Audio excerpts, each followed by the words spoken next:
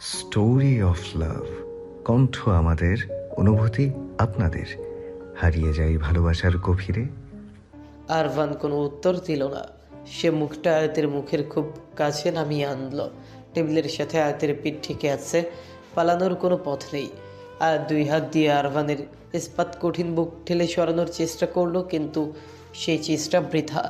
আরভান চোখ বন্ধ করে আয়াতের গলার কাছে মুখ নামিয়ে নিল। আয়াতের সারা শরীর জুড়ে এক অদ্ভুত বৈদ্যুতিক শিহরণ বয়ে গেল। হঠাৎ আরভানের কথায় আয়াত স্তব্ধ হয়ে গেল। আরভান ফিস ফিস করে বলল, এটা কোন পারফিউম আয়াত? ঘ্রাণটা বড্ড মাদকতাময়, আমার সব চিন্তা এলোমেলো করে দিচ্ছে। আয়াত তোতলামি করে বলল, আমি কোনো পারফিউম ব্যবহার করি না, সরুন আপনি। সিরিয়াসলি? তার মানে তুমি নিজে আসছো একটা পারফিউম? তাহলে তো এখন থেকে বাইরে যাওয়ার আগে পারফিউমের দরকারই নেই, শুধু তোমার গায়ের সাথে একটু ঘষা দিয়ে নিলেই চলবে। কথাটা বলে আরভান আচমকা আয়াতের গালে নিজের রুক্ষ গালটা আলতো করে ঘষে দিয়ে সোজা হয়ে দাঁড়ালো। এরপর কোনো কথা না বলে গটগট করে নিজের ঘরের দিকে চলে গেল। আয়াত সেখানেই পাথরের মতো স্থির হয়ে দাঁড়িয়ে রইল। তার গালে এখনও আরভানের সেই পুরুষালীর দাড়ি আর তপ্ত স্পর্শের অনুভূতি দহন সৃষ্টি করছে। হৃৎপিণ্ডটা বুকের খাঁচায় পাগলের মতো আছাড় খাচ্ছে। এই লোকটার আচরণ কেন দিন দিন এত অবাধ্য আর রহস্যময় হয়ে উঠছে? আয়াত মনে মনে নিজেকে কঠোরভাবে শাসন করলো। না, এই লোকটার মায়াবী জালে জড়ানো যাবে না। এই মানুষটা বড্ড অদ্ভুত, বড্ড বিপজ্জনক। মুখের ওপর উষ্ণ নিঃশ্বাসের উপস্থিতি টের পেতেই মাঝরাতে হঠাৎ ঘুমটা পাতলা হয়ে এলো আয়াতের। কারো তপ্ত নিঃশ্বাস তার গালের খুব কাছে আছড়ে পড়ছে। গভীর ঘুমে আচ্ছন্ন আয়াতের শরীরে এক অদ্ভুত শিহরণ খেলে গেল। ঘুমের ঘোরেই সে অনুভব করলো কেউ একজন তার খুব কাছে বসে আছে। কারো দীর্ঘ আঙুলগুলো অত্যন্ত যত্ন নিয়ে তার কপালে ছড়িয়ে থাকা অবাধ্য চুলগুলো সরিয়ে দিচ্ছে। সেই স্পর্শে কোনো লোলুপতা নেই, নেই কোনো আদিম কামনা, বরং আছে এক অপার্থিব মায়া আর সুরক্ষার ছোঁয়া। তবে সেই ছোঁয়ায় মিশেছিল এক অদ্ভুত অস্থিরতা। আয়াতের গাল দুটো খুব আলতো করে ছুঁয়ে গেল সেই হাত, যেন মোমের তৈরি কোনো দামি জিনিস ভাঙার ভয়ে সে একটু বেশি সতর্ক। আয়াতের অবচেতন মন চাইল চোখ মেলে তাকাতে, কিন্তু ঘুমের আচ্ছন্নতা তাকে গভীর অতলে টেনে নিয়ে যাচ্ছিল। ঠিক তখনই কানে এক তপ্ত ফিসফিসানি ভেসে এলো, যেন সুদূর কোনো জগৎ থেকে আসা এক সতর্কবাণী। তোমার এই জঘন্য স্বামীটা বড্ড স্বার্থপর হয়ে যাচ্ছে আয়াত। তার নিজেকে সামলানো এখন বড্ড কঠিন হয়ে পড়েছে। নিজের স্বার্থে তোমার সাথে কোনো অন্যায় করে বসলে সেটা কি খুব বড় ক্ষতি হবে? নিজেকে দেওয়া কথা আমি রাখতে পারলাম না আয়াত। তোমার থেকে নিজেকে দূরে সরিয়ে রাখা এখন আমার সাধ্যের বাইরে। না, prepare your self. In future এই মানুষটাকে হ্যান্ডেল করতে তোমার খুব বেশি অসুবিধা হতে পারে। এ মনের ভেতরকার ঝড় সামলানোর জন্য আগে থেকেই সাবধান হওয়া শুরু করো। কথাগুলো কানে পৌঁছে দেওয়া আয়াতের অসারা মস্তিষ্কের গহীনে প্রবেশ করতে পারল না। সে শুধু একবার আধবোঝা চোখে তাকানোর চেষ্টা করলো। ঝাপসা দৃষ্টিতে দেখলো সামনে কেউ একজন ছায়ার মতো বসে আছে, যার অভাবে অন্ধকারেও এক অদ্ভুত আভিজাত্য ছড়াচ্ছে। কিন্তু পরক্ষণেই একরাশ ক্লান্তি তাকে গ্রাস করলো। সে একটু নড়ে চড়ে পাশ ফিরে আবারও অতল ঘুমে তলিয়ে গেল। সকালে দরজায় তীব্র করাঘাতের শব্দে আয়াতের ঘুম ভাঙল। এলোমেলো চুলে কোনো মতে দরজা খুলতেই দেখলো সামনে আরভান দাঁড়িয়ে। তার পরনে কালো টি শার্ট আর বাপাশে অ্যাডিডাস লেখা কালো ট্রাউজার, কিন্তু মেজাজটা যেন সকালের আকাশের মতোই ঘুমট। তার জল শক্ত হয়ে আছে, চোখের মনে শীতল। আয়াতের ঘুম চারানো চোখ আর এলোমেলো চুলের বন্য সৌন্দর্য দেখে আরভান মুহূর্তের জন্য থমকালো। এক পলক তাকিয়ে সে দ্রুত দৃষ্টি সরিয়ে নিল। নিজেকে সামনে নিয়ে গম্ভীর গলায় বলল, গেট আপ। এত বেলা করে ঘুমলে বাড়ির কাজ করবে কে? তোমাকে পুতুলের মতো সাজিয়ে রাখতে বাড়িতে আনিনি। 5 মিনিট সময় দিচ্ছি, রেডি হয়ে তোমার সকল স্টাডি পেপার্স আর ভর্তির ফাইল নিয়ে নিচে আমার জন্য ওয়েট করবে। কুইক। কথাটা বলেই আরভান আর এক মুহূর্তও দাঁড়ালো না, গট গট করে চলে গেল। আয়াত কিছুক্ষণ হতভম্ব হয়ে দরজায় হাত দিয়ে দাঁড়িয়ে রইল। আরভানের কথাগুলো তার মস্তিষ্কে আলোড়ন তুলতে কিছুটা সময় নিল। মুহূর্তেই তার মুখটা উজ্জ্বল হয়ে উঠল। সে কি তবে সত্যি আবার কলেজে যেতে পারবে? এই লোকটা কি সত্যি এতটা খারাপ যতটা সে নিজেকে দেখায়, নাকি এলেনা চৌধুরীর বলা সেই কথাটাই সত্যি? এই কর্কশ খোলসটা তার ভেতরের কোনো চরম একাকিত্বকে আড়াল করার একটি মাধ্যম মাত্র। আয়াত দ্রুত ওয়াশরুমে গেল। ফ্রেশ হতে গিয়ে বেসিনে হাত রাখতেই তার চোখ পড়ল বাঁ হাতের ওপর। কালকের সেই ছ্যাঁকা লাগার জায়গাটায় কেউ খুব যত্ন নিয়ে মলম লাগিয়ে দিয়েছে। আয়াতের ভ্রু কুঁচকে গেল। সে তো মলম লাগায়নি, এমনকি তার হাতে যে ছ্যাঁকা লেগেছে সেটা সে কাউকে বলেও নি। তবে কি ওই বদলোকটা এসেছিল? না, অসম্ভব। সে তো শুধু ক্ষত দিতে জানে, মলম লাগানো তার হাতে নেই। তাছাড়া ঘর তো ভেতর থেকে বন্ধ ছিল। তাহলে কি রাতের সেই ছায়াটা সত্যি ছিল? এই ব্যাপারটা লোকটাকে একবার জিজ্ঞেস করবে ভাবলো, কিন্তু পরক্ষণেই দমে গেল। যদি সে সোজাসুজি অস্বীকার করে তবে এই অপমানের পাহাড় সে কোথায় লুকোবে? এক অজানা দ্বিধা আয়াতের মনে তোলা দিলেও কলেজের কথা ভেবে সে আর বেশি ভাবল না। দ্রুত রেডি হয়ে সকল কাগজপত্র ফাইলে ভরে নিজের ছোট পার্স ব্যাগটা কাঁধে ঝুলিয়ে নিচে নামল। নিচে এসে দেখলো আরভান এখনও নামেনি। আয়াতের মনে মনে প্রচণ্ড রাগ হলো। তাকে 5 মিনিট সময় দিয়ে এই লোক নিজেই 10 মিনিট দেরি করছে। মেয়েদের মতো আয়নার সামনে দাঁড়িয়ে নিজেকে সুদর্শন বানানো ছাড়া এই লোকের আর কোনো কাজ নেই। মনে মনে সে সহস্র গালি দিল আরভানকে। ঠিক তখনই সিঁড়ি দিয়ে আরভান নেমে এলো। আজও তার গায়ে সাদা শার্ট, যার উপরে দুটো বোতাম খোলা, কোমরে বেল্ট দিয়ে আটকানো ফর্মাল কালো প্যান্ট, শার্টের স্লিপ দুটো বরাবরের মতো কোটানো। তবে আজকের চুলগুলো খুব একটা পরিপাটি নয়, কিছুটা অগোছালো হয়ে কপালের উপর আশ্রে পড়ছে। আরভানের এই বন্য অভিজাত্যের মিশেল রূপটা আয়াতের পাঁজরের তলায় এক অসহ্য ধূপকানি তুলে দিল। কি এক বিচিত্র যন্ত্রণা! সে যত চায় এই লোকটার থেকে নিজেকে সরিয়ে রাখতে, লোকটা যেন ঠিক ততবারই নতুন কোনো রূপে তার সামনে এসে দাঁড়িয়ে আয়াতের সব প্রতিরোধ তছনছ করে দেয়। আয়াতের ধ্যান ভাঙল আরভানের পিতৃপাত্মক কথায়। ওভাবে হা করে থেকে তোমার মুখের জীবাণু বাতাসে মিশিয়ে নতুন ভাইরাস ছড়াতে চাইছো? তুমি তো দেখছি চীনের থেকে বেশি dangerous, Mrs Ayat. I know I am too handsome, but don't waste my time. Ayat প্রথমে একটু থতমত খেয়ে গেল। নির্লজ্জের মতো ওভাবে তাকিয়ে থাকায় সে নিজে ওখানে একটা অপ্রস্তুত বোধ করছিল। লজ্জায় সে কুকড়ে যাচ্ছিল, কিন্তু পরক্ষণেই নিজেকে সামলে নিয়ে পাল্টা জবাব দিল। মিস্টার আরবান, আপনি সুদর্শন হতে পারেন, কিন্তু আপনার শব্দচয়ন আর মানসিকতা বড্ড কদর্য। আমি আপনার দিকে মুগ্ধ হয়ে তাকিয়েছিলাম না, বরং ভাবছিলাম স্রষ্টা কেন কিছু মানুষকে চেহারায় আলো দিলেও মনে অন্ধকার পুষে রাখার সুযোগ দেয়। আর আমি হা করে ছিলাম না, শুধু আপনার দেওয়া সময় আর আপনার কাজের অমিল দেখে অবাক হচ্ছিলাম। আরভান আয়াতের এই তীক্ষ্ণ পাল্টার জবাবে কোনো পাত্তা দিল না, যেন তার কানে কোনো কথাই প্রবেশ করেনি। সে গটগট করে বাইরের দিকে হাঁটা দিল। দরজার কাছে পৌঁছতেই আয়াত পেছন থেকে বলে উঠল, আপনি কি কাল রাতে আমার রুমে ঢুকেছিলেন? আরভান একদম নির্দ্বিধায় বলে দিল। ঢুকেছিলাম। আয়াত চিৎকার করে উঠল, কি? আপনি একটা মেয়ের পারমিশন ছাড়া তার রুমে কিভাবে ঢুকলেন? আপনি তো শুধু জঘন্য নন, সাথে ভীষণ অসভ্য। তাছাড়া দরজা তো ভেতর থেকে বন্ধ ছিল। আরভান পেছনে ফিরে আয়াতের খুব কাছে এগিয়ে এলো। সে একটু ঝুঁকে আয়াতের কানের কাছে ফিস ফিস করে বলল, আয়াত, তোমার রুমে একটা হিডেন ডোর আছে যা কেবল আমি জানি। এরপর থেকে নিজেকে সাবধানে রেখো, কারণ আমি কখন ঢুকে পড়ে কি দেখে ফেলি তার তো গ্যারান্টি নেই। তখন কিন্তু আমাকে দোষ দিতে পারবে না। কথাগুলো অত্যন্ত নাটকীয়ভাবে বলে আরভান বাইরে চলে গেল। আয়াত স্তব্ধ হয়ে দাঁড়িয়ে রইল।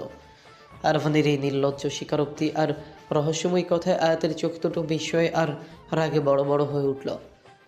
বাইরে বেরিয়ে দেখলো সেই দানবের মতো কালো রোলস রয়েলস ক্যালেন দাঁড়িয়ে আছে। তার সামনে হাত ঘড়ির দিকে তাকিয়ে দাঁড়িয়ে আছে ফারহান। আয়াতকে আসতে দেখে ফারহান হাসি মুখে এগিয়ে এসে বলল, কেমন আছো কৃষ্ণ নয়নী? বলে অভ্যাসবশত সে হাত মেলানোর জন্য হাত বাড়ালো, কিন্তু পরক্ষণেই তার মনে পড়ল কতদিনের সেই ভয়াবহ পরিস্থিতির কথা। সেদিন না জেনে হাত বাড়িয়েছিল বলে হাতটা কোনো মতে বেঁচে গিয়েছিল। আজ আর সেই ঝুঁকি নিতে চাইল না। সে আরভানের দিকে আর চোখে তাকালো। আরভানের তীক্ষ্ণ দৃষ্টি যেন তলোয়ারের মতো বেঁধছে, যেন এই শব্দে বলে দিচ্ছে, হাত মেলালেই আজ তোর ওই হাত শরীর থেকে আলাদা করে দিব। ফারহান ভয়ে ঢুক গেলে দ্রুত হাত নামিয়ে নিজের জুতোর দিকে ঝুঁকে পড়ল। জুতো ঝাড়ার নাটক করতে করতে বলল, জুতা অনেক ময়লা জমেছে। ইস, কি ময়লা! হ্যাঁ, আমি তো অনেক ভালো আছি। সোজা হয়ে দাঁড়িয়ে সে আবার বলল, তো কৃষ্ণ নয়নী, নতুন ইউনিভার্সিটিতে ভর্তি হতে যাচ্ছ, কেমন ফিল হচ্ছে? ফারহানের কথা মাঝপথেই থমকে গেল আরফানের বজ্র কঠিন কণ্ঠের প্রশ্নে। কি নাম ধরে ডাকলি ওকে? ফারহান প্রবাদ করল। আজ যেন আরভানকে আস্ত এক জাদরেল স্বামী মনে হচ্ছে। ফারহানের মনে মনে হাসি পেল। সেদিন নিজের স্ত্রীকে ডেইজির অ্যাসিস্ট্যান্ট বানিয়ে পরিচয় দিচ্ছিল, আর আজ বউয়ের নাম ধরে ডাকলেও তার সহ্য হচ্ছে না। মানুষটার সত্যিই বিচিত্র। ফারহান আমতা আমতা করে বলল, বনু বলে চেয়েভি, বনু। আয়াত তো আমার বোনের মতো, তাই না আয়াত? আরভান কোনো কথা বলল না। একটা শীতল এবং গম্ভীর চাউনি দিয়ে এসে সজোরে গাড়িতে গিয়ে বসে পড়ল।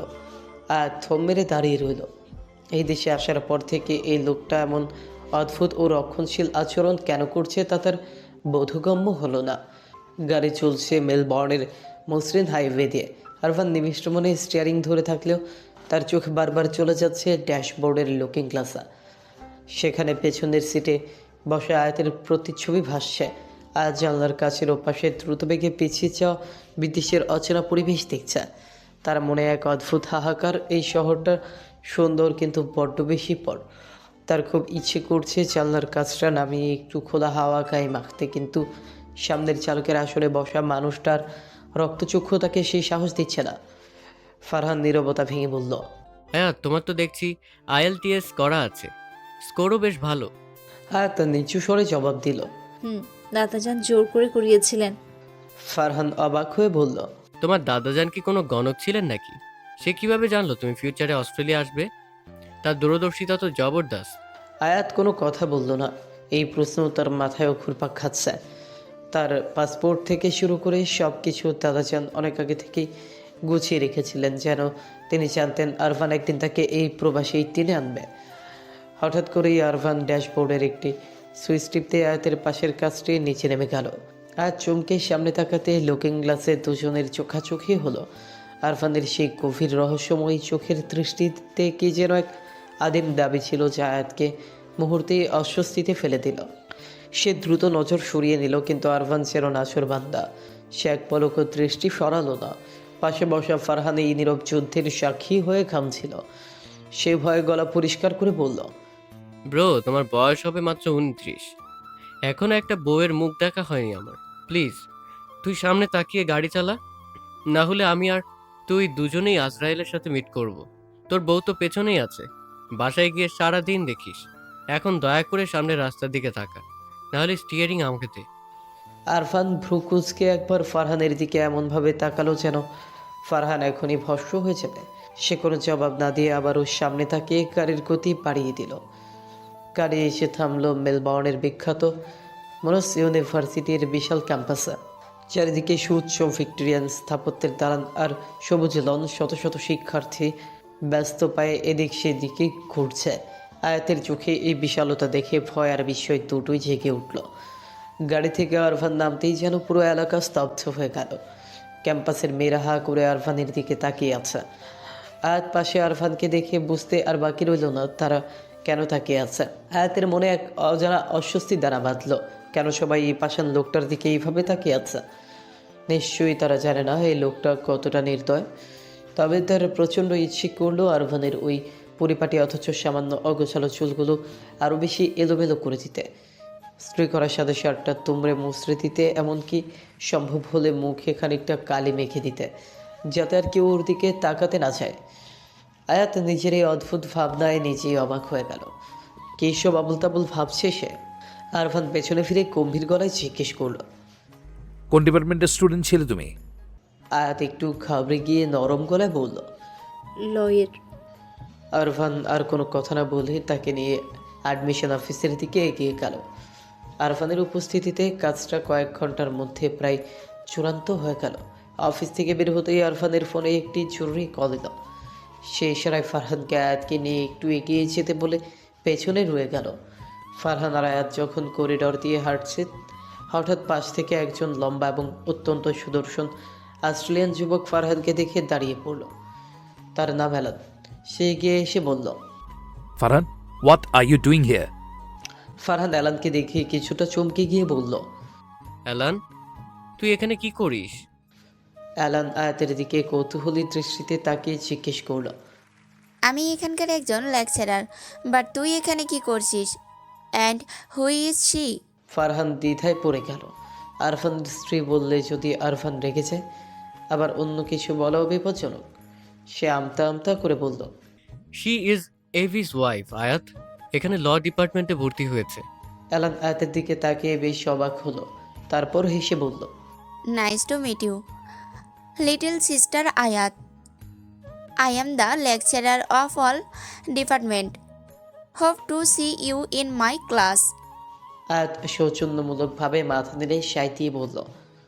Yeah sure.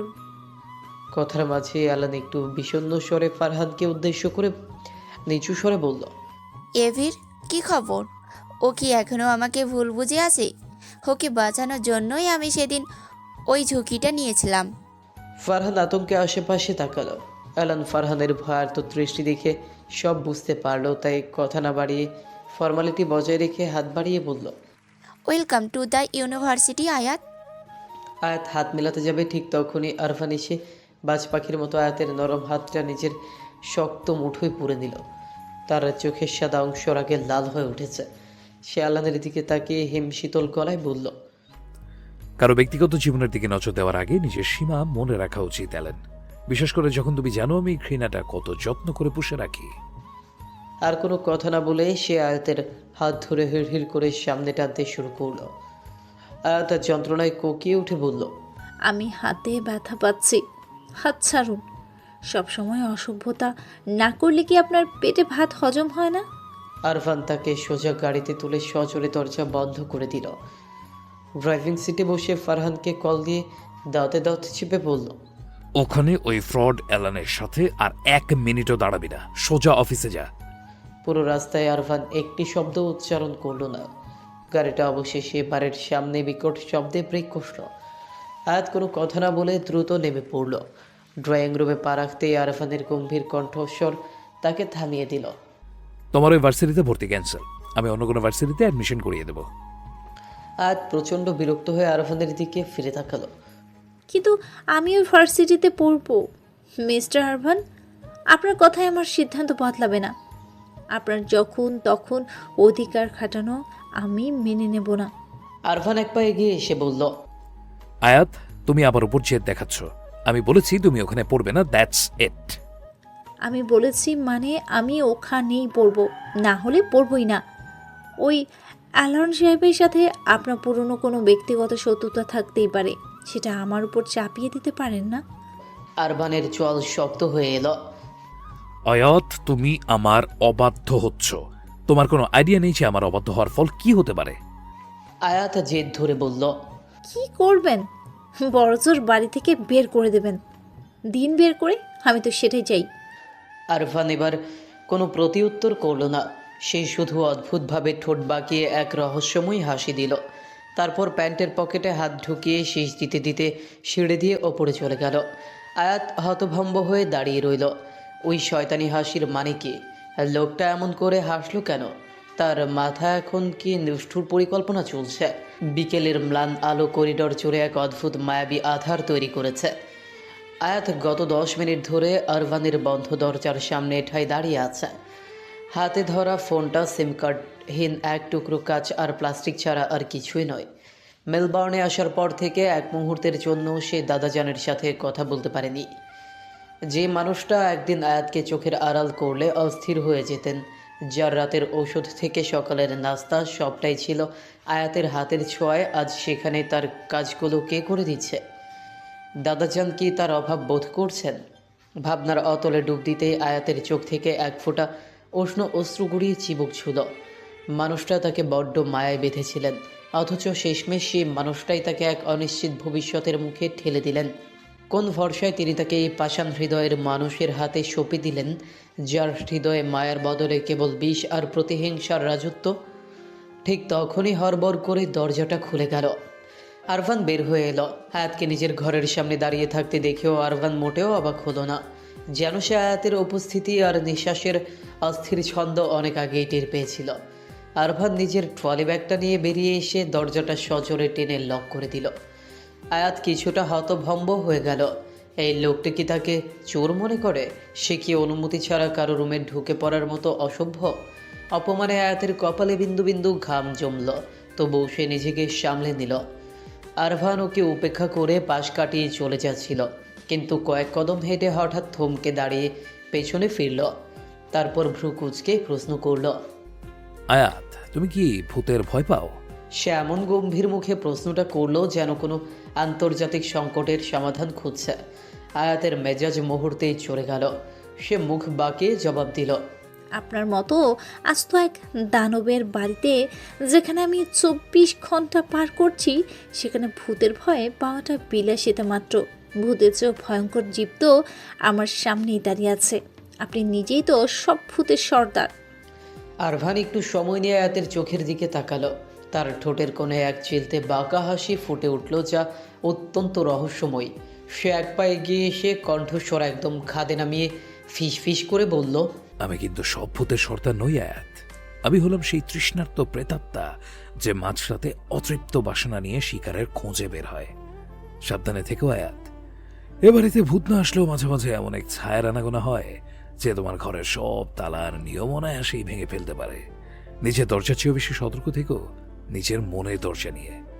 ওটাই বেশি অরক্ষিত। আরভানের কথার ঘোর অর্থ বুঝতে আয়াতের কয়েক মুহূর্ত সময় লাগলো।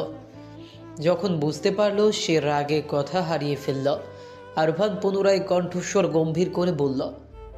আমি কাল রাতের আগে ফিরতে পারবো না। বাড়িতে তুমি একাই থাকবে, তাই ভয় পেলে আগেই বলে দাও। ডেজিকে আসতে বলবো, সে তোমার সাথে থাকবে। আয়াত জেদ ধরে বলল। প্রয়োজন হবে না, আমি একাই থাকতে পারবো। ভালো, তবে ডিজি ছাড়া আর কেউ কলিং বেল দিলে দরজা খুলবে না। নিজের সেফটি নিয়ে কেলেস হবে না, কারণ আমি চাই না আমার অনুপস্থিতিতে আমার কোনো দামি প্রপার্টি ড্যামেজ হোক। আরভানের মুখে নিজেকে প্রপার্টি হিসেবে শুনে আয়াতের পিত্তি জ্বলে গেল। এই লোকটা কি কোনোদিন তাকে একজন রক্তমাংসের মানুষ হিসেবে সম্মান দিতে শিখবে না? পরক্ষণে এক অজানা কৌতূহল সামলাতে না পেরে সে ধীর গলায় জিজ্ঞেস করল। আপনি কোথায় যাচ্ছেন? প্রশ্নটা করেই আয়াত নিজের ঠোঁট কামড়ে ধরল। কেন সে এই অধিকার খাটাতে গেল? আরভান যেন এই প্রশ্নটার জন্যই অপেক্ষা করছিল। সে এক পা দুপা করে একদম আয়াতের কাছে এগিয়ে এলো। আয়াত পিছু হটে দেয়ালের সাথে মিশে যেতেই আরভান তার দুপাশে হাত রেখে ঝুঁকে এলো। আয়াতের কানের কাছে মুখ নিয়ে উত্তপ্ত নিঃশ্বাস ফেলে বলল। কি ব্যাপার বলো তো আয়াত? হঠাৎ এমন মিসেস মিসেস ফিল দিচ্ছ কেন? সত্যি বলছে আয়াত, আজ প্রথমবার মনে হলো আমি একজন বিবাহিত পুরুষ, যার ঘরের বউ তার স্বামীর গন্তব্য জানতে ব্যাকুল। তোমার এই অধিকার বোধটুকু বেশ মাদকতাময়। আরভানের শরীরে তীব্র পুরুষালী ঘ্রাণ আর তপ্ত নিঃশ্বাস আয়াতের বুকের ধুকপোকানি বাড়িয়ে দিয়েছে। সে দুই হাতে আরভানের বুক ঠেলে সরিয়ে দেওয়ার বৃথা চেষ্টা করে কাঁপা গলায় বলল। আপনার আজে বাজে কথা রাখুন। আমি আপনাকে স্বামী বলে মানি না, তাই অধিকার খাটানোর প্রশ্নই আসে না। আমি জাস্ট সাধারণ সৌজন্যবোধ থেকে জিজ্ঞেস করেছি। আরভান বাঁকা হেসে আয়াতের কপালে ছড়িয়ে থাকা এলোমেলো চুলগুলো খুব যত্নে কানের পেছনে গুজে দিয়ে বলল। আমি ওকে একবার বলেছি আমি তোমাকে বউ হিসেবে মেনে নিয়েছি। এনিওয়ে, কিছু বলবে? আয়াত আমতা আমতা করে বলল। আমার একটা সিম কার্ড লাগবে। সিম দিয়ে কি করবে? আয়াত তেজি গলায় বলল। আমি আপনার মতো নিষ্ঠুর না যে নিজের শেকড় আর পরিবার ভুলে যাব। আমি দাদাজানের সাথে কথা বলতে চাই। আরভানের চেহারায় আবার সেই চিরচেনা কাঠিন্য ফিরে এলো। যে লোকটা তোমাকে আমার মতো এক পাষণ্ড হৃদয় মানুষের কাছে জোর করে পাঠিয়েছে, তার সাথে কথা বলে কোনো লাভ নেই আয়াত। তিনি জোর করেননি, আপনি আমাকে অজ্ঞান করে এখানে নিয়ে এসেছেন। আরভান দায়সারাভাবে হাসল। কথায় লজিক আছে তোমার, তবে আপাতত সিম কার্ডের কথা ভুলে যাও। নিচে ল্যান্ডলাইন আছে, ওখান থেকে যত ইচ্ছে যার সাথে ইচ্ছে কথা বলো। আমি এখন তোমাকে কোনো ব্যক্তিগত সিম দিচ্ছি না। আর হ্যাঁ, ওই ইউনিভার্সিটি আপাতত তুমি পড়াশোনা কন্টিনিউ করতে পারো, তবে সাবধান, অ্যালানের ছায়া থেকেও দূরে থাকবে। কারণ আমি যদি জানতে পারি তুমি ওর সাথে কথা বলছো, তবে তোমার ওই ইউনিভার্সিটি যাওয়ার শখ আমি চিরদিনের মতো মিটিয়ে দেব। আয়াত রাগে ফেটে পড়ে বলল। আপনি একটা একরোখা আর অসভ্য মানুষ। আপনার সমস্যা কি? আপনি কি অ্যালানকে ভয় পাচ্ছেন, নাকি মিস্টার অ্যালান আপনার ব্যাপারে এমন কিছু জানে যা আপনি আমার কাছে লুকোতে চাচ্ছেন? আরভান পাল্টা জবাব দেওয়ার আগেই তার ফোনে ফারহানের কল এলো। রিসিভ করতেই ওপাশ থেকে ফারহানের আতঙ্কিত কণ্ঠ শোনা গেল। এভি, জেসিকা অফিসে এসে হাঙ্গামা করছে। ও বলছে তোর সাথে কথা না বলে যাবেন। কি করব? আরভান চল শক্ত করে বলল। সিকিউরিটি দিয়ে বের করে দে। আরে ও একটা মেয়েকে এভাবে। ন্যাকামো করবি না ফারহান। তোর এই সস্তা আবেগের মূল্য দেওয়ার মতো সময় বা রুচি কোনোটাই আমার নেই। তুই জানিস আমি একটা ইম্পর্টেন্ট কাজে বেরোচ্ছি। এসব থার্ড ক্লাস ইস্যু নিয়ে আমাকে বিরক্ত করবি না, দ্যাটস ইট। ফোনটা কেটে আরভান আয়াতের দিকে একবার তীক্ষ্ণ নজরে তাকালো। তার সেই চাউনিতে রাগ আর অস্থিরতার এক বিচিত্র সম্মিশ্রণ ছিল। সে কোনো কথা না বলে গটগট করে সিঁড়ি দিয়ে নেমে গেল। আয়াত নিস্পন্দ হয়ে দাঁড়িয়ে রইল। লোকটা একবারও স্পষ্টভাবে বলল না সে কোথায় যাচ্ছে, অথচ তাকে এই বিশাল ঘরের ভেতর একা ফেলে যাচ্ছে। তাকে ল্যান্ডলাইনের আশ্বাস দিয়ে নিজের মতো বেরিয়ে গেল। আয়াত মনে মনে গসগস করতে করতে নিজের রুমে চলে এলো।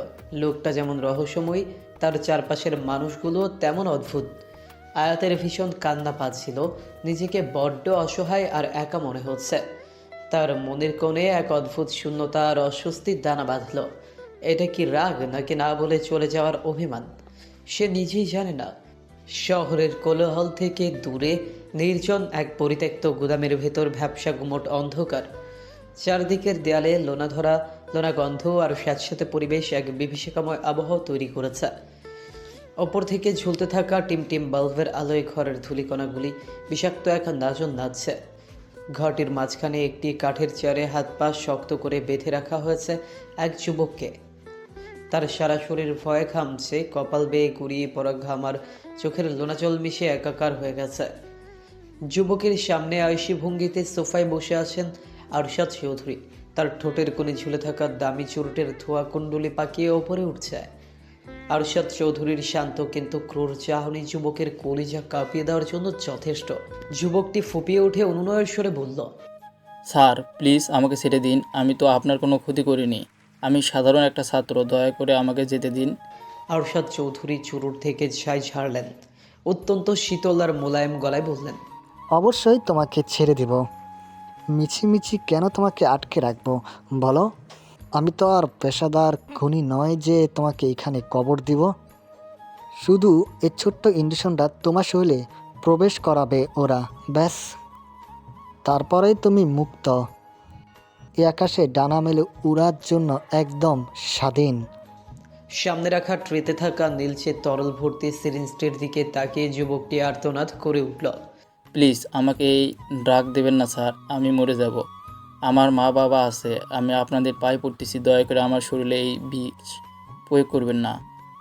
আরশাদ চৌধুরী বাঁকা হাসলেন, চেয়ার থেকে উঠে ধীর পায়ে যুবকের কাছে এগিয়ে এলেন।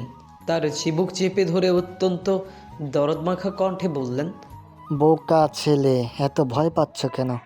এই ড্রাগে কিছুই হবে না। আমার ছেলে আরমানকে দেখছো না? ওকেও তো আমি বছরের পর বছর এটা দিয়েছি। ও কি মরে গেছে? এমন দেখো, ও আজ তরুণ হিসাবে একজন সফল ব্যবসায়ী। এটা তোমাকে অন্য এক জগতের বাসিন্দা করবে।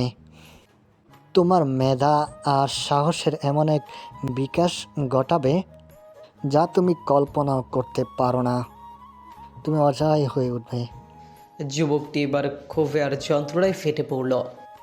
আপনার ড্রাগ যদি এতই জাদুকর হয়, তবে আপনার নিজের ছেলেকে কেন এখন আর দিচ্ছেন না? কেন আমাদের মতো অসহায় ছেলেদের জীবন নিয়ে ছিনিমিনি খেলছেন? আরশাদ চৌধুরীর হাসি মাখা মুখটা মুহূর্তেই কালো মেঘের মতো থমথমে হয়ে গেল।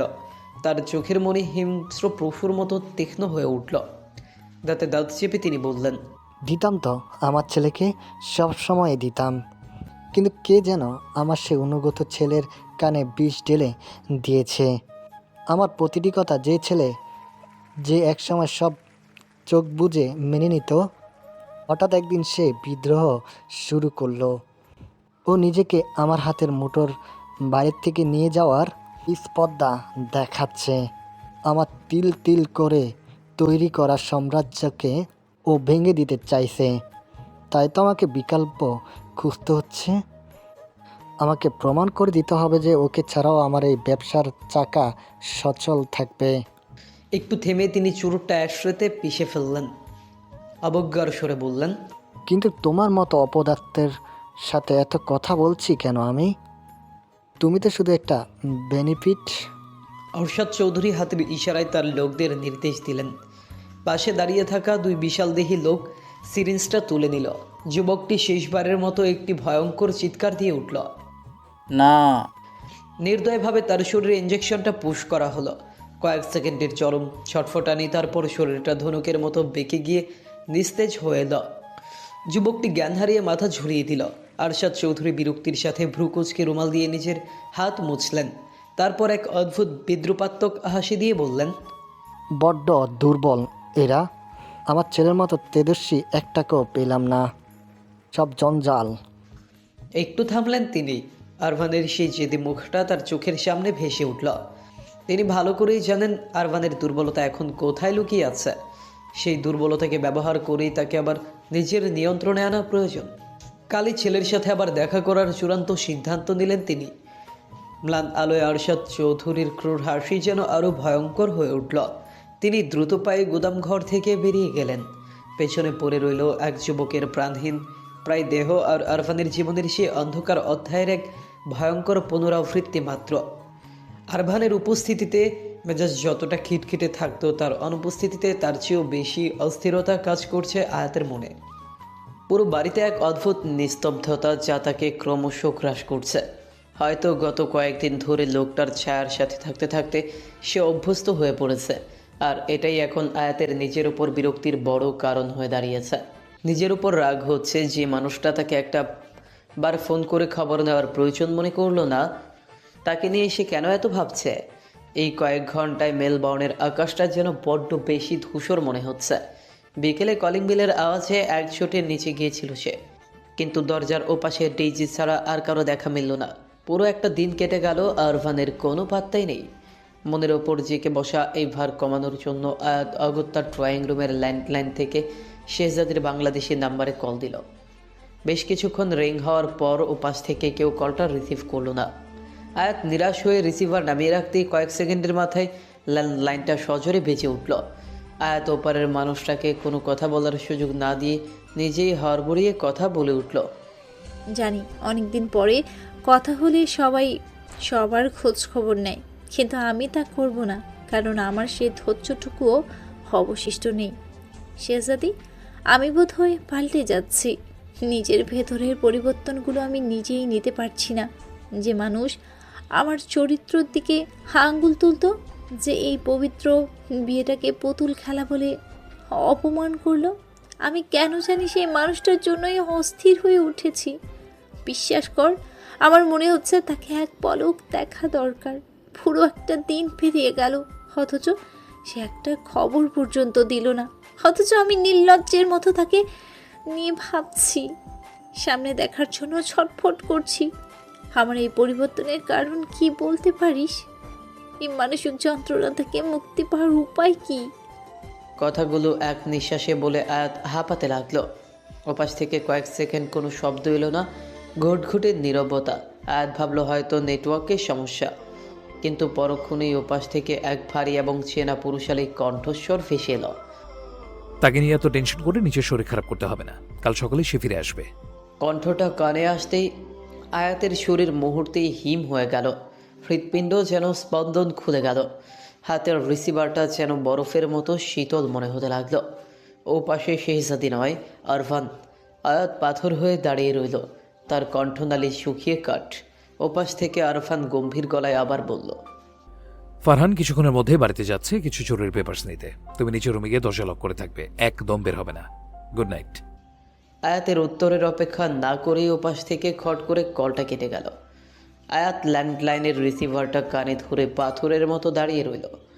নিজের কানকে সে বিশ্বাস করতে পারছে না। যে কথাগুলো সে পৃথিবীর কাউকেই বলতে চায়নি, সেই স্বীকারোক্তি স্বয়ং আরফানের কানে পৌঁছে গেল। সে যদি ভেবে সে নিজের সব দুর্বলতা তার সামনে উকড়ে দিল। সে সারাক্ষণ ঘৃণা করতে গিয়েও বারবার ব্যর্থ হচ্ছে। লজ্জায় আর সংকোচে আয়াতের ইচ্ছে করলো মাটির নিচে ঢুকে যেতে। সে দুই হাতে নিজের মুখ চেপে ধরে সোফায় বসে পড়ল। তার সারা মুখ আর কান তপ্ত হয়ে উঠছে। আরফানের সেই শান্ত অথচ কর্তৃত্ববাদী কণ্ঠস্বর বারবার কানে বাজছে, তাকে নিয়ে এত টেনশন করতে হবে না। আয়াত মনে মনে নিজেকে সহস্রবার ধিক্কার দিল। কাল যখন এই লোকটা ফিরে আসবে, সে তার সামনে গিয়ে দাঁড়াবে কোন মুখে? ছি আয়াত, তুই এতটাও বোকা কিভাবে হতে পারিস? নিজের কপালে মৃদু করাঘাত করে সে বেড় করলো। লজ্জার এই পাহাড় ডিঙিয়ে সে কিভাবে নিজেকে সামলাবে তা ভেবেই তার দম বন্ধ হয়ে আসছে। লোকটা নিশ্চয়ই মনে মনে বিজয়ের হাসি হাসছে আর ভাবছে আয়াত তার প্রেমে পাগল হয়ে গেছে। যে লোকটা সামান্য সুযোগ পেলেই বেদ্রুপ করতে ছাড়ে না, সেইবার তাকে খোঁচা দেওয়ার মোক্ষম অস্ত্র পেয়ে গেছে। সে ফিরে এলে নিশ্চয়ই সেই রহস্যময় হাসি দিয়ে বলবে, কি মিসেস আয়াত, আমার জন্য বুঝি বড্ড বেশি প্রাণাঞ্চন করছিল? আয়াত মনে মনে এক অদ্ভুত আর অবাস্তব দোয়া করলো, কাল সকালে সূর্য যেন কখনো না ওঠে। পৃথিবীর ঘূর্ণন কি একটি রাতের জন্য থমকে যেতে পারে না? এই মুহূর্ত থেকে সে কঠিন সিদ্ধান্ত নিল, আর আরফান ফিরে এলেও সে আর কখনো তার সামনে যাবে না। নিজেকে ঘরের চার দেয়ালের ওপারে আজীবন বন্দি করে রাখবে, তবু ওই বিদ্রুপকারী লোকটার মুখোমুখি হবে না।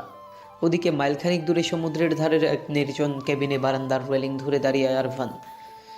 হাতে ধরা ফোনের স্ক্রিনটা তখনও জলজল করছে। আয়াতের প্রতিটি শব্দ, তার কণ্ঠের সেই আর্তনাদার অসহায় স্বীকারোক্তি আরফানের হৃদয়ের কোনো এক সূক্ষ্ম কোণে কম্পন সৃষ্টি করছে। সে চোখ বন্ধ করে গভীর একটা দীর্ঘশ্বাস নিল। আয়াতের সেই আধো কাপা কণ্ঠের রেশ যেন এখনও তার কানে বাজছে। আরফান নিজের বুকের বাঁ পাশে হাত রাখল। যে হৃৎপিণ্ডটাকে সে মৃদু ভেবেছিল, আজ সেখানে এক অবাধ্য স্পন্দন। সে বুঝতে পারল নিজের ওপর তার নিয়ন্ত্রণ ক্রমশ শিথিল হয়ে আসছে। সে ভেবেছিল নিজেকে পাথরের মতো শক্ত করে রাখবে, এই মেয়েটার মায়া থেকে যোজন যোজন দূরে থাকবে। কিন্তু আয়াতের সে অসহায় স্বীকারোক্তি তার হৃদয়ের শব্দে দেয়াল নিমেষেই গুড়িয়ে দিয়েছে। তার ঠোঁটের কোণে এক অদ্ভুত যন্ত্রণাময় প্রশান্তি ফুটে উঠল। সে বিড়বিড় করে বলল, নিজেকে আর কত ঠকাবে আরফান?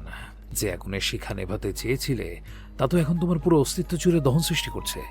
এ মায়াবী জাদুকরীকে দূরে সরিয়ে রাখা এখন আর তোমার সাধ্যের বাইরে। নিচে তলার মেইন ডোর খোলার শব্দ কানে আসতে আয়াতের তন্দ্রা ভাবটা ছুটে গেল। ঘড়িতে তখন রাত প্রায় 9টা। আরফান ফোনে বলেছিল ফরহান আসবে কিছু জরুরি ফাইল দিতে, আর আয়াতকে কড়া নির্দেশ দিয়ে গিয়েছিল সে যেন নিচের রুম থেকে বের না হয়। কিন্তু আয়াত আরফানের এই অযৌক্তিক হুকুম মানতে মোটেও বাধ্য নয়। সে শুধু নিজের কাছের মানুষের হুকুম আর আবেগকে সম্মান করতে জানে, নতুবা সে প্রচণ্ড স্বাধীনচেতা। কারো অযাচিত নিয়ন্ত্রণ বা একতরফা শাসন তার সহজাত স্বভাবের পরিপন্থী। তাছাড়া পেটের ভেতরকার কৌতূহল আর অস্থিরতা তাকে স্থির থাকতে দিচ্ছিল না। আয়াত ধীর পায়ে নিচে নেমে এলো। দেখলো ফরহান আরফানের স্টাডি রুম থেকে কিছু ফাইল হাতে নিয়ে বেরিয়ে আসছে। আয়াতকে সামনে দেখে ফারহান একটু চমকালেও পরক্ষণেই তার সেই চিরচেনা অমায়িক হাসিটা দিল। কি খবর আয়াত? কোনো সমস্যা হচ্ছে না তো একলা বাড়িতে? আয়াত সৌজন্যমূলক হেসে বলল, না ভাইয়া, কোনো সমস্যা হচ্ছে না। আপনার সব প্রয়োজনীয় জিনিস কি নেওয়া হয়েছে? ফারহান ফাইলগুলো বগলে চেপে ধরে বলল, হ্যাঁ, সব জরুরি কাগজপত্র নিয়ে নিয়েছি। আচ্ছা আয়াত, আজ তাহলে আমি আসছি, একটা ইম্পর্টেন্ট কাজ আছে। বুঝতেই পারছো, এভি নেই মানে অফিসের সব দায়িত্ব এখন আমার ঘাড়ে। ফারহান দরজার দিকে পা বাড়াতেই আয়াতের ভেতরের অস্থির প্রশ্নটা অবাধ্য হয়ে বেরিয়ে এলো। সে একটু ইতস্তত করে বলে উঠল, ভাইয়া, আপনার বন্ধু কোথায়? মানে সে কি তার প্রেমিকাকে নিয়ে কোথাও ঘুরতে গেছে? আয়াতের এমন সোজা সবটা প্রশ্নে ফারহান থমকে দাঁড়িয়ে হা করে তাকিয়ে রইল। পরক্ষণেই সে শব্দ করে হেসে উঠে বলল, প্রেমিকা? তা আবার এভির? ও তো একটা আস্ত নারী বিদ্বেষী। আশপাশে কোনো নারীকেও সহ্য করতে পারতো না। আমার তো মাঝে মাঝে ভয় হতো ব্যাটা আবার গে নাকি। কখন না জানি সুযোগ বুঝে আমার ইজ্জত হরণ করে বসে। আয়াত ফারহানের বলা ভঙ্গিতে হেসে দিলেও মনে মনে গজগজ করল। যে লোকটা সুযোগ পেলেই তার গায়ের উপর এসে পড়ে, কথায় কথায় নিঃশ্বাসের দূরত্বে চলে আসে, সে নাকি নারী বিদ্বেষী। নিজের চিন্তাগুলো মনেই চেপে রেখে সে ফারহানের দিকে তাকালো। ফারহান অসুস্থ হওয়ার ভঙ্গিতে বুক চিরে একটা দীর্ঘশ্বাস ফেলে বলল, তবে এখন আমি নিশ্চিন্তে আছি, কারণ তুমি নামক ওর একজন সুন্দরী বউ আছে। অন্তত আমার ইজ্জত এখন সেফ। আয়াতের হাসির রেখা মিলিয়ে গেল। জেসিকার সেই উদ্ধত চেহারাটা চোখের সামনে ভেসে উঠতেই সে গম্ভীর হয়ে বলল, তাহলে জেসিকাকে, ওর সাথে আরবানের কি সম্পর্ক? ফারহান মুখ বাঁকিয়ে বলল, জেসিকা? ও একটা আপদ। লাস্ট বিজনেস পার্টিতে বাবার সাথে এসেছিল। আরমানকে দেখলেই সে একদম হিতাহিত জ্ঞান হারিয়ে সোজা জড়িয়ে ধরেছিল। তারপর যা হওয়ার তাই হলো। আয়াতের হাসির রেশটুকু মুহূর্তে মিলিয়ে গেল। জেসিকা আরফানকে জড়িয়ে ধরেছিল তথ্যটা তার মোটেও পছন্দ হলো না। বুকের ভেতরটা কেন যেন অজানা এক দহনে চলে উঠল। সে দাঁতে দাঁত চেপে নিজের ভেতরের অস্বস্তি আড়াল করার চেষ্টা করে তপ্ত গলায় বলল, তারপর কি হলো? তারপর বন্ধু কি খুব আহ্লাদ নিয়ে সেই আলিঙ্গন উপভোগ করলেন, নাকি পাল্টা জড়িয়ে ধরেছিল? ফারহান আয়াতের গলার স্বরে থাকা ঈর্ষাটুকু ধরতে পেরে মনে মনে হাসল। সে ভাবল, বউ তো দেখি জ্যান্ত আগ্নেয়গিরি। ফারহান মুখ টেপে হেসে বলল, আরে না, তারপর আর কি, আমাদের জাদরেল আরমান চৌধুরী সবার সামনে তাকে একটা কষিয়ে থাপ্পড় লাগিয়ে দিয়েছিল। কথাটা শুনে আয়াতের হৃদয়ে একটু প্রশান্তি লাগলেও রহস্যটা কাটল না। আয়াত ভ্রু কুচকে বলল, তাহলে তাকে নিয়ে বাংলাদেশে কেন গিয়েছিল সে? আর কেন বলেছিল জেসিকা তার ফিয়োন্সে? ফারহানের চোখ বড় বড় হয়ে গেল। কি বললে? ও বাংলাদেশে জেসিকাকে নিয়ে গিয়েছিল, আবার ফিয়ন্সে বলেছে? ও তো আমাকে এসব কিচ্ছু বলেনি। দাঁড়াও, বেটা ফিরুক, জ্যান্ত চিবিয়ে খাবো ওকে। আয়াত ধীর গলায় বলল, আমার প্রশ্নের উত্তরটা কিন্তু আপনি দেননি ভাইয়া। জেসিকার সাথে আরবানের আসল সম্পর্কটা কি? ফারহান একটা দীর্ঘশ্বাস ফেলে একটু শান্ত হলো। আয়াতের দিকে তাকে বিষণ্ণ স্বরে বলল, আরশাদ চৌধুরী চান এভি জেসিকাকে বিয়ে করুক, কারণ জেসিকার বাবার সাথে তার বড় ব্যবসায়িক স্বার্থ জড়িয়ে আছে। উনি মনে করেন এভি ওনার হাতের পুতুল, তাই ওনাকে খুশি করতে এভি ওটাই করবে যা উনি চাইবেন। একটু থেমে ফারহান আবার বলল, আয়াত, আরভান বাইরে থেকে যেমন রুক্ষ দেখায়, ও আসলে তেমন না। ওর জীবনটা এক বিভৎস যন্ত্রণার নাম। ওকে একটু ভালোবাসা দিও আয়াত, হয়তো তোমার স্পর্শে ও পৃথিবীর মায়ায় পড়ে যাবে, বেঁচে থাকার নতুন কোনো কারণ খুঁজে পাবে। সময় বড় নিষ্ঠুর জিনিস আয়াত, চলে গেলে হাজার কাঁদলেও আর তাকে পাওয়া যায় না। আর আবার আগে আগলে রাখার চেষ্টা করো। কথাটা বলে ফারহান আর এক মুহূর্ত দাঁড়ালো না, কিন্তু আয়াতকে এক গভীর ধোঁয়াশার মাঝে রেখে চলে গেল। আরফানের জীবনে এমন কি বিভীষিকা আছে যা তাকে জানানো হচ্ছে না? কেন সবাই তাকে শুধু আগলে রাখার কথা বলছে? কোন যন্ত্রণায় সে নিজেকে সবার থেকে আড়াল করে রাখে? আয়াত সিঁড়ি দিয়ে ওপরে উঠে আরফানের রুমের দরজার কাছে গেল। তার মনে হলো আরফানের রুমটা তন্ন তন্ন করে খুঁজলে হয়তো কিছু পাওয়া যেতে পারে যা তার অতীত আর বর্তমানের সেতু বন্ধন। কিন্তু নব ঘোরাতেই বুঝল রুমটা লক করা। দরজায় 5 লোক সিস্টেম জলজল করছে। বিরক্তিতে মুখ কুচকে গেল তার। অসহ্য, এই বিয়াদব লোকটার রুমে এমন কি কুবিরের ধন আছে যার জন্য সবসময় পাসকোড দিয়ে রাখতে হয়? আয়াত দরজার দিকে একরাশ বিরক্তি নিয়ে তাকিয়ে নিজের রুমের দিকে পা বাড়ালো, কিন্তু তার মনের ভেতরের অস্থিরতা কমল না, বরং এক অজানা আশঙ্কায় দানা বাঁধতে লাগলো। সকালের নরম রোদ জানলার পর্দা ভেদ করে ঘরে ঢুকলেও আয়াতের মনের কোণে জমে থাকা মেঘগুলো কাটেনি। সারা রাত দু চোখের পাতা এক করতে পারেনি সে। আরফানের জন্য এক অজানা উদ্বেগ আর উৎকণ্ঠায় তার হৃৎপিণ্ডটা বারবার কেঁপে উঠছিল। নিজের ওপর প্রচণ্ড বিরক্ত সে, যে মানুষটা তাকে তুচ্ছ তাচ্ছিল্য করার কোনো সুযোগ ছাড়ে না, তার জন্যই কেন সে আজ এতটা ব্যাকুল? কেন বারবার তার ফেরার সময়টা ঘড়ির কাঁটার সাথে মেলাচ্ছে? তীব্র কলিং বেলের আওয়াজে আয়াতের হালকা তন্দ্রা ভাবটা পুরোপুরি কেটে গেল। ধরফর করে বিছানা থেকে নেমে সে ঘড়ির দিকে তাকালো। সিঁড়ি বেয়ে দ্রুত নিচে নেমে দরজার নব ধরতে গিয়েও সে ধমকে দাঁড়ালো। মনে পড়ে গেল গত রাতের সেই ল্যান্ডলাইনের কথা। সে তো ঠিক করেছিল আরভানের সামনে আসবে না। দরজা খুললেই লোকটা নিশ্চয়ই কাল রাতের সেই দুর্বল মুহূর্ত আর স্বীকারোক্তি নিয়ে আজ আবার সে কথা শুনে বিদ্রুপ করবে। কিন্তু এতক্ষণ ধরে বেল বাজানোর কি মানে? লোকটাকে নিজের আঙুলের ছাপ বা পাসওয়ার্ড দিয়ে ভেতরে ঢুকতে পারছে না। অনেকক্ষণ অপেক্ষা করার পর ক্রমাগত বেলের শব্দে বিরক্ত হয়ে আয়াত দরজাটা ঝট করে খুলে চিৎকার করে উঠল, অসভ্যের মতো এইভাবে বেল কেন বাজাচ্ছেন?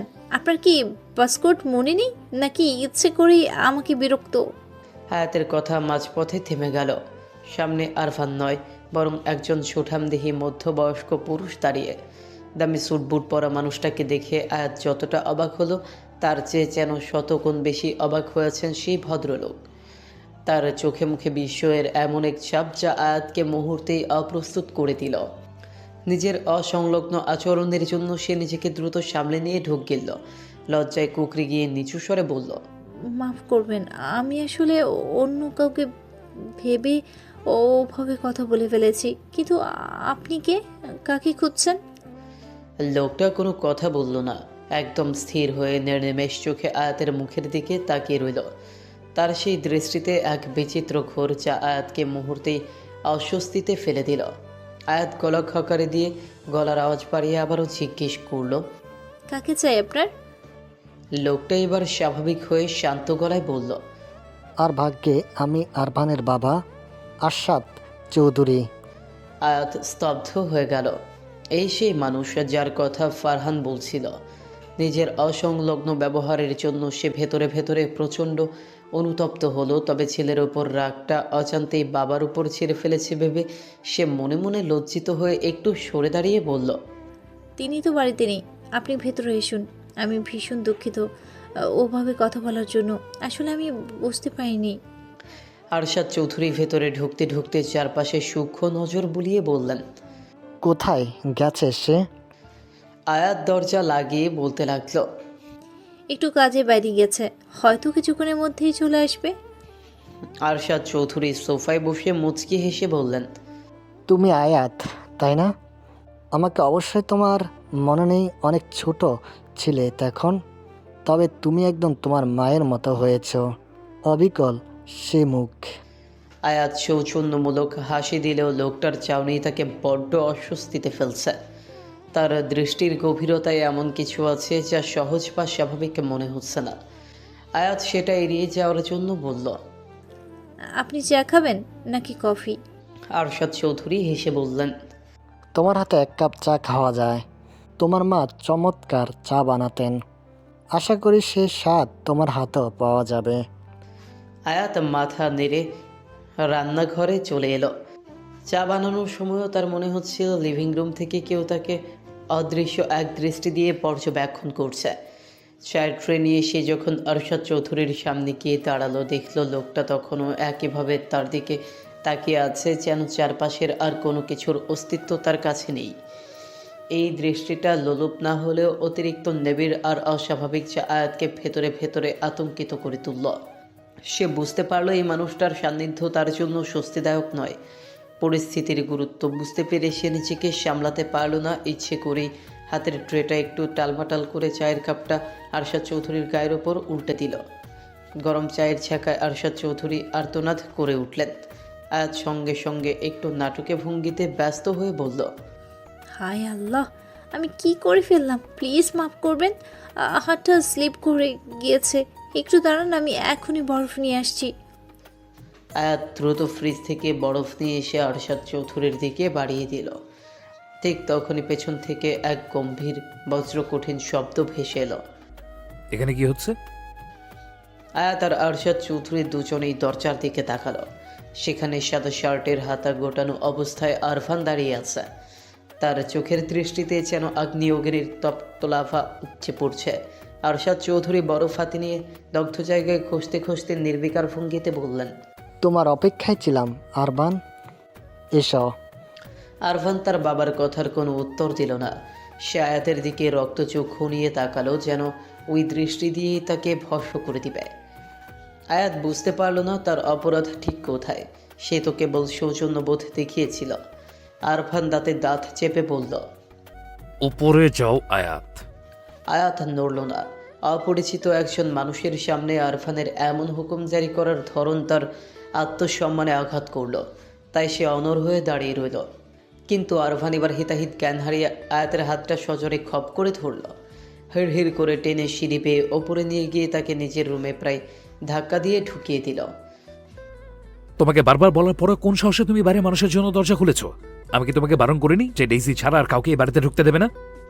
আরফানের কণ্ঠস্বর যেন ফেটে পড়ল। আয়াত নিজেকে সামলে নিয়ে তীব্র গলায় পাল্টা জবাব দিল। উনি আপনার বাবা হন আরবান?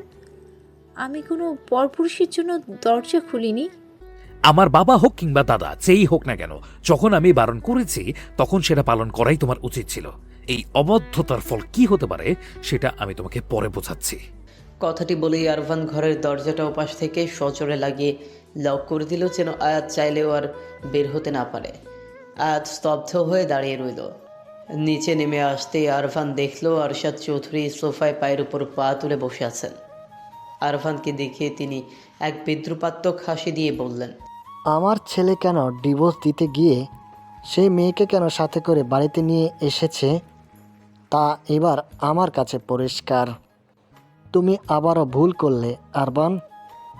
বারবার বলার পরও বাঙালি মেয়ের রূপের জালে সে তুমি ঠিকই পা দিলে। আরফান কোনো ভূমিকা না করে চোয়াল শক্ত করে প্রশ্ন করল। এ বাড়িতে কেন এসেছেন আপনি? এটা কেমন প্রশ্ন আরবান? বাবা প্রথমবার তোমার বাড়িতে এসেছে, কোথায় তাকে আপ্যায়ন করবে? তা না করে আচ্ছা বাদ দাও, কাজের কথা বলি। তোমাকে আমার বড্ড প্রয়োজন আরবান, তুমি তো জানো ব্যবসায়ী। আরফান ঠোঁট বাঁকিয়ে অবজ্ঞার হাসি হাসল। আপনাকে দেখে আমার বড্ড মায় হয় মিস্টার চৌধুরী। মনে হয় আমার সামনে কোনো চোরাজীর্ণ ভিখারি দাঁড়িয়ে আছে, যে বারবার কোনো না কোনো স্বার্থের জন্য ভিক্ষা চাইতে আসে। আপনার আভিজাত্যের আড়ালে এই নিঃস্ব রূপটা বড্ড হাস্যকর। আরশাদ চৌধুরী ক্ষিপ্ত হয়ে উঠলেন আর রুক্ষ গলায় বললেন, মুখ সামলে কথা বলো আরবান, ভুলে যেও না আমি তোমার বাবা হই। I don't think so. Biological relation থাকলেই কেউ বাবা হয়ে যায় না। আগেও বলেছি, এখনো বলছি, আমি আপনার কোনো নোংরা কাজ করতে রাজি নই। আপনি সসম্মানে আমার বাড়ি থেকে বের হন, নতুবা আমাকে অন্য কোনো ব্যবস্থা নিতে হবে। আরশাদ চৌধুরী সোফা থেকে উঠে দাঁড়িয়ে কঠিন গলায় বললেন, আমার বিরুদ্ধে আচরণ করলে তার ভয়াবহ হতে পারে আরবান। আরফান এক পায়ে এগিয়ে এসে তার বাবার কানের কাছে ফিসফিস করে বলল, আমিও আপনার সেই ভয়ঙ্কর রূপটা দেখার জন্য অধীর আগ্রহে অপেক্ষায় রইলাম। দেখি আপনার প্রতিহিংসা কতদূর পৌঁছয়। আরশাদ চৌধুরী ছেলের দিকে একবার অগ্নিদৃষ্টি নিক্ষেপ করে রাগে গজগজ করতে করতে বাড়ি থেকে বের হয়ে গেলেন। আরফান কিছুক্ষণ চুপচাপ দাঁড়িয়ে থেকে নিজেকে শান্ত করার চেষ্টা করল। তারপর দীর্ঘশ্বাস ফেলে সিঁড়ি বেয়ে ওপরে উঠে আয়াতের দরজার সামনে গিয়ে দাঁড়ালো।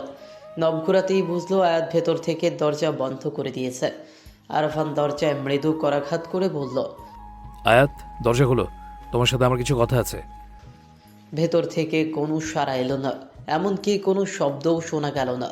কয়েকবার চলে দরজায় ধাক্কা দিয়ে আরফান অস্থির হয়ে বলল, আমি কিন্তু দরজা ভেঙে ফেলবো। আয়াত, কেন তুমি বুঝতে চাইছো না যে দাদাজান তোমাকে আমার কাছে পাঠিয়েছেন তোমার সুরক্ষার জন্য? এই কয়দিনে আমার জীবন দেখে কি বুঝতে পারোনি যে আমার চারপাশটা খুব একটা নিরাপদ নয়? আমার কেউ নেই আয়াত, পরিবার, বাবা মা, এইসব রঙিন সম্পর্ক আমার জন্য নয়। এটা তোমাকে বুঝতে হবে।